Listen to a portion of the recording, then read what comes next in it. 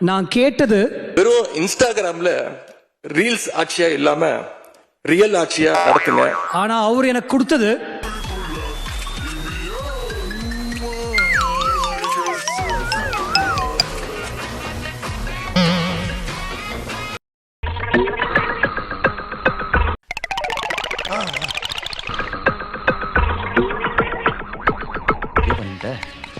ரொம்ப நேரமா ஒரு தம்மி குத்திட்டு இருக்கான் பாரு. டேய், இதெல்லாம் வச்சு சாப்பிட்டா நீ ஒரு ஃபாரின் ரேஞ்சுக்கு வந்துட்டாங்க அர்த்தமா? இப்ப திங்க தெரியாம தான் நீ முடிக்கிற. அத கொண்டா. வீட்டு பழைய சோறு எப்படி சாப்பிடுவ? அத செய். நமக்கு என்ன தெரியுமோ அதை செய்யுங்கடா. தெரியாது செய்யாதீங்க. போடா.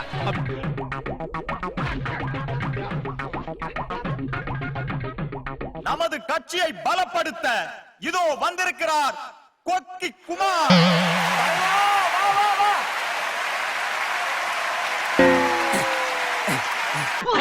இதுல கூட்டணி வேற கூட்டணி. ஐயோ, கைப்புள்ள அருவலோட கிளம்பிட்டானே. இன்னைக்கு எத்தனை தலை ஊர்ல போதோ தெரியலையே. நான் விஜய் அண்ணா சிஎம் ஆயிட்டீங்க, ரொம்ப சந்தோஷமா இருக்கு. Thank you. கரெக்டா எங்க அக்காவுடைய மேரேஜுக்கு முன்னாடியே சிஎம் ஆயிட்டீங்க, ரொம்ப பெருமையாவும் மகிழ்ச்சியாவும் இருக்குது. இப்ப எதுக்கு வெளியூர் பஸ்ல வெள்ளரியா வைக்கிற மாதிரி கத்திட்டு இருக்கிறேன்? இந்த 18ஆம் தேதி எங்க அக்காவுக்கு கல்யாணம், மேரேஜ், கூட பிறந்த அக்காவுக்கு. அன்னைக்குன்னு பார்த்து எனக்கு வந்து பாத்தீங்கன்னா எக்ஸாம், 18ஆம் தேதி காலையில எக்ஸாம். அந்த கல்யாணத்தை பார்க்கணும்னு ரொம்ப ஆசையா இருந்தேன். எங்க வீட்டுல நடக்கிற முதல் ஃபங்க்ஷனு. சொல்ல வந்த விஷயத்தை நேரம் சொல்ல போறே இல்லையா? அது ஒண்ணு இல்லையா? தாய்மாமன் சீர்ல இருந்து நீங்க இதை முன்னாடி வந்து நடத்தி கொடுக்கணும்ன்றது என்னுடைய வேண்டுகோள். ஒரு பேச்சு சொன்னப்பா, கோர்த்து விட்டு போயிடாத. சச்சா, நான் சொல்ல மாட்டேன். ஆனா பூரா ரெக்கார்ட் ஆயிடுச்சு. அதுக்காகவே நம் தங்கைகளின் திருமணத்திற்காக 1 பவுன் தங்கமும் தரமான பட்டு சேலையும் தாய் வீட்டில் இருந்து அண்ணன் சீராக அளிக்கப்படும். அப்படியா செய்து மறந்து விட்டேனடா என் செல்வம். இப்பதான் தெரியுது கொஞ்சம் காசு இல்ல. அது கூட தெரியாம எதுக்கு வந்திய? சிலிண்டர் எப்படி குடுக்குறீங்க நான் பார்க்க தானே போறேன். எப்படி குடுக்குறீங்க? ஒருவேளை நீங்க போரிட்டு ஈரானையே கைப்பற்றினாத்தான்.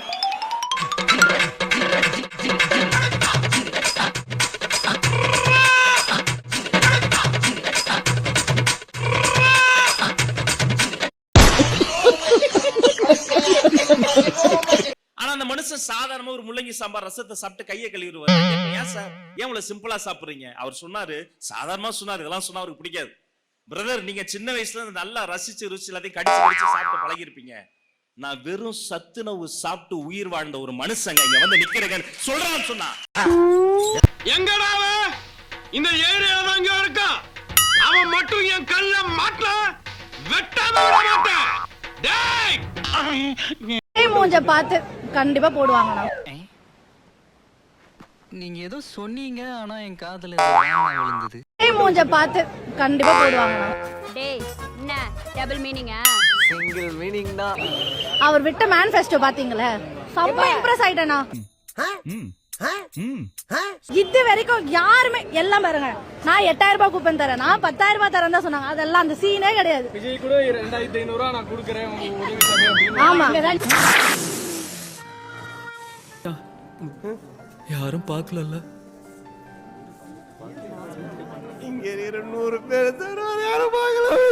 நீங்க தப்பா.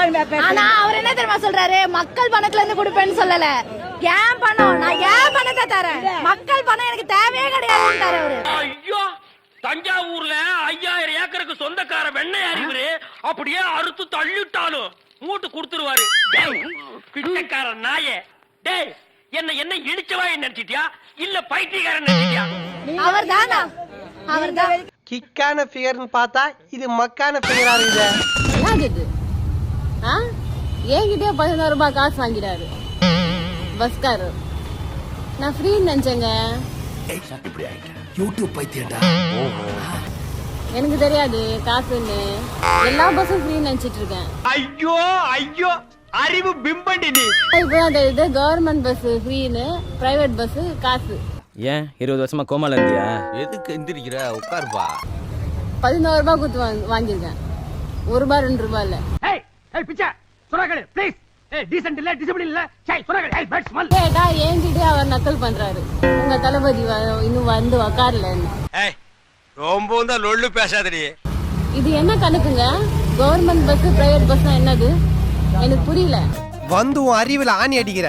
உங்களுக்கு புரிஞ்சா கொஞ்சம் கமெண்ட்ல சொல்றீங்களா? காரி மூஞ்சில துப்பத்துள்ள கூண்டு போய் நம்ம அடுத்த operation Thalapathy Vijay or Modi who will be the next PM of India? Thalapathy Vijay Thalapathy Vijay Vijay Vijay தான் தளபதி விஜய் ப்ரோ. விஜய் விஜய் தளபதி விஜய். விஜய் விஜய் தளபதி விஜய்.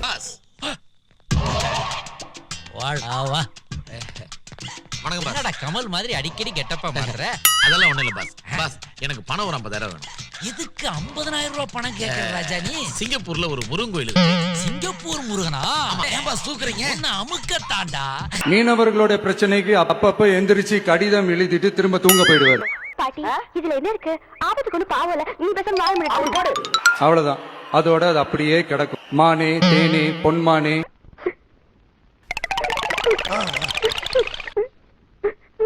இலங்கை கடற்படையினரால் சிறைபிடிக்கப்பட்ட மீனவர்களை விடுவிக்க கோரி முதலமைச்சர் விஜய் கடிதம் எழுதியுள்ளார். நீ நல்லா இருக்க மாட்டடா, நல்லாவே இருக்க மாட்டடா, நாசமா போனவன். என்ன சார் சொன்னாங்க? எந்திரிச்சு கடிதம் எழுதிட்டு திரும்ப தூங்க போயிடுவார். என்ன சார் சொன்னாங்க? அவ்வளவுதான். அதோட அது அப்படியே கிடக்கும். மானே தேனே பொன்மானே. அப்படின்னு சொன்னீங்க சாரு. நான் இது வந்து விசிகா அவங்க கிட்டயும், முஸ்லிம் லீக் கட்சி அவங்க கிட்டயும், கம்யூனிஸ்ட் கட்சி அவங்க கிட்டயும் நான் வந்து வேண்டுகோளா கேக்குறேன். எடுக்கிறத பிச்சை இதுல இலக்கார வேறயா? தயவு செஞ்சு எங்க அண்ணன் கூட கூட்டணி வைங்க. அவனுக்கு அவன் குஞ்சு மணி பிடிச்சா ஒழுங்கா ஒண்ணு கடிக்க தெரியாதியா? பொடி பைய. இதுல கூட்டணி வேற கூட்டணி.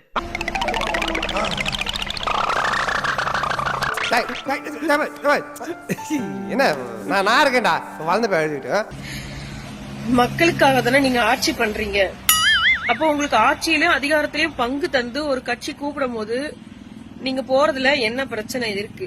இது உங்களுக்கு தேவையில்லாத மேட்டருங்க சிஸ்டர். அந்தமா அப்படி போயிடணும். சோ அதனால மக்களோட தீர்ப்பை ஏத்துக்கிட்டு மக்களுக்காக ஒரு கூட்டணி போய் சேர்றதுங்கிறது புண்ணியம் தானே. தொல்ல ஆனந்த தொல்ல ஆல் இந்தியாக்கே தொல்ல. டேய் இப்படியே பேசிட்டு இருந்தா ஊசி எடுத்து உள்நாட்டிலே குத்திடுவேன். இது நாள் வரைக்கும் உங்களுக்கு இப்படி ஒரு சான்ஸ் கிடைக்கல, அதை பயன்படுத்திக்கோங்களேன். எங்க அண்ணன் இப்படி அலையறத எங்களால பார்க்க முடியல. இவங்களை பூரா ஊசி போட்டு கொண்டு வரணும். ஊசி போட்டு கொண்டு கடலில் இவங்க இந்த பூமிக்கு தேவையில்லாத எக்ஸ்ட்ரா வெயிட். இவங்களை தூக்கிட்டு சுத்துறதுக்கு கஷ்டப்பட்டு சுத்திட்டு இருக்கு பூமி. இவங்க எல்லாம் இருக்காங்க தெரியுமா அந்த போலீஸ்காரங்க, கொஞ்சம் கூட ஒரு மரியாதை இல்லாம பேசுறாங்க லேடிஸ. இது சும்மா ட்ரைலர் தான்மா.